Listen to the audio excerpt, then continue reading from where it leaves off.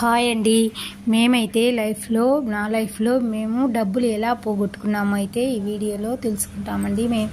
మా వారు ఒకరి దగ్గర అప్పు చేస్తే 50,000 అప్పు చేస్తే దానికి వడ్డీలు కట్టడానికి వాళ్ళు వడ్డీకి వడ్డీ కట్టకుండా అప్లై ఇచ్చి డబ్బులు అయితే వడ్డీలు రాసుకున్నారు. ఈ విధంగా అయితే ఈ విషయాన్ని అయితే ఇంట్లో చెప్పకుండా దాచేస్తున్నారు.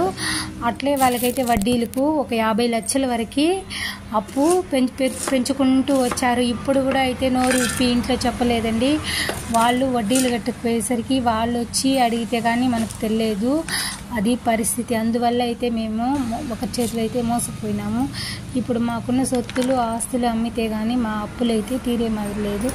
అందువల్ల నేనైతే ఒక హోటల్ని రన్ చేసుకుంటూ ఫ్యామిలీని అయితే పోషించుకుంటూ ఉన్నాను.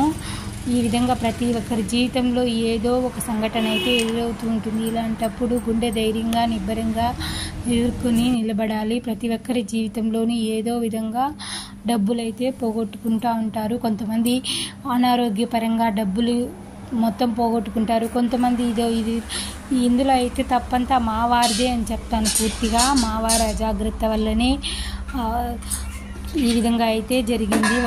ఒక మాట ఇంట్లో చెప్పునుంటే ఇంతవరకు అయితే వచ్చుండదు.